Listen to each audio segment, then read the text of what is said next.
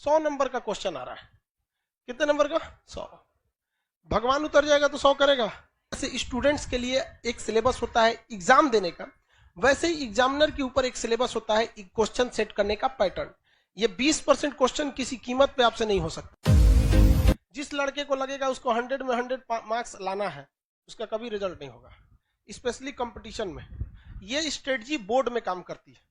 जब आप बोर्ड के एग्जाम दे रहे हैं, 10th में, मैट्रिक में, इंटर में, वो बीएससी एमएससी, उसमें काम करती है। सपोज करो कि आपको 100 नंबर का क्वेश्चन आ रहा है। कितने नंबर का? 100। भगवान उतर जाएगा तो 100 करेगा। इसका सबसे बेस्ट स्ट्रेटजी जानते हैं क्या होता है? सबसे बेस्ट तरीका, इसका ऐसा 50% सेलेक्ट कीजिए कि हमको ये वाला ये टॉपिक हमको पढ़ लेना है। 50% ये डिसाइड कीजिए कि ये सारी चीजें हमें नहीं छूटनी चाहिए। क्योंकि एग्जाम में जब क्वेश्चन को एग्जामिनर बनाता है ना, तो उसको ऐसा नहीं है कि पागल है उठा और आके क्वेश्चन बना के चल दिया। उसे एसएससी का लेना है या बीपीएससी का लेना है, यूपीएससी का। ऐसा नहीं कि क्वेश्चन देना है, एग्जाम लेना है, लेके चला गया।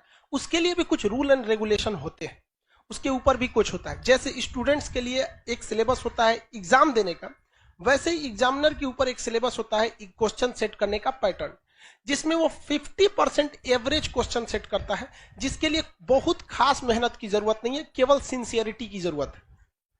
इसके बाद का जो 30% क्वेश्चन होता है, ये टफ होता है, और ये 20% उन्हीं को दिया जाता है जो बहुत होशियार समझते हैं अपने आप को, ताकि उन्हें बर्बाद कर दिया जाए। ये 20% क्वेश्चन किसी कीमत पे आपसे नहीं हो सकता है। देखो बहू, ये 20% कब हो सकता है? बोर्ड के एग्जाम में। बोर्ड के एग्जाम में आप 100 में 100 करो। लेकिन जिसने यहां सोच लिया, आप कभी कभी देखते होंगे कुछ क्वेश्चन को हम बड़ा सीरियसली बताते होंगे, किसी किसी क्वेश्चन को बता के इग्नोर कर देते हैं, अरे हटा यार। जानते हैं किसको? ये 20% वाले।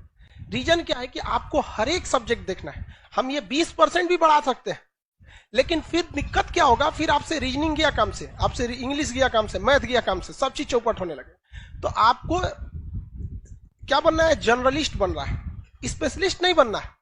हमारे लिए क्या चाहता है? हम तो पूरा लिखवा देंगे, पूरा ले सोच रहे एक को राजवंश, तो कुछ नहीं छोड़ेंगे। लेकिन फिर भी हम क्या करते हैं? कोशिश यही करते हैं कि कम से कम ये वाला तो ससुरा किसी कीमत पे ना छूटे, ये वाला नहीं छूटे। रिजल्ट यही दिलाता है। जिनका कमांड इस पर हो गया, उनका रिजल्ट हो जाएगा। इसको कभी नहीं देखना है।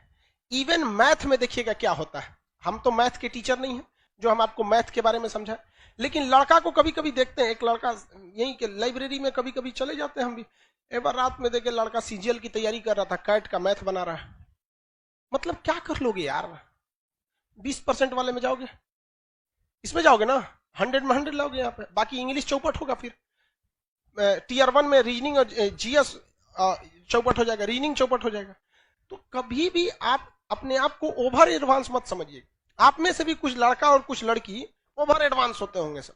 तो किस में जाता है सब? ये 20% में। ओकरा उसका रिजल्ट नहीं चाहिए, उसको क्या चाहिए? टॉप करना है। यूपीएससी में एक लड़की थी, श्वेता सिंह करके, ऐसे वो पीटी एग्जाम के कट ऑफ से केवल 1 नंबर ज्यादा पाई थी। अब उसका टीना डाबी भी थी, कई लड़कियां थे सर, टीना डाबी भी थी। तो कट ऑफ से केवल कितना नंबर पाई थी? 1 नंबर, और टॉप में चल गए सब। बहुत से ऐसे, केवल टीना डाबी या श्वेता सिंह का एग्जाम्पल नहीं, ऐसे हजारों के एग्जाम्पल मिले कि कट ऑफ से केवल कितना नंबर? 1, 2 या 3 नंबर ज्यादा। और उसके बाद जब ओवरऑल मेंस का आया तो पूरे ऑल ओवर इंडिया में चले गए। तो ये ऑब्जेक्टिव में आपको ये डिसाइड रखना है कि कुछ ऐसे चीज रखिए कि जो हमसे भगवान भी नहीं छीन सकता है। कौन सा? ये 50% वाला। ये 50% आपसे पढ़ाई मांगता ही नहीं है, केवल सिंसियरिटी मांगता है। हम जितना पढ़ा रहे हैं, आप घर जाके उसको सरसरी नहीं, यहां से 10 बार देखिए, बस 20-25 मिनट देखिए, ये आपसे कोई नहीं छीन सकता है। सब लोग को समझा रहे हैं, रिजल्ट देने के बहुत कम हम इस सब पे चर्चा करते हैं। आते होंगे, देखते होंगे कल कहां तक पढ़ाए थे, चल दिए आगे। इस पे ध्यान दीजिएगा। उसके बाद मेहनत इसे करना है। इस वाले कुछ ऐसा क्वेश्चन आता है ना कि कभी कभी देख के सोचना हमारा दिमाग जल जाता है। अजीब टाइप का क्वेश्चन पूछ देता है यहाँ पर। तो कौन सा है? 20%। उसमें कभी मत पढ़िएगा। किसमें पढ़ना है आपको? ये दोनों।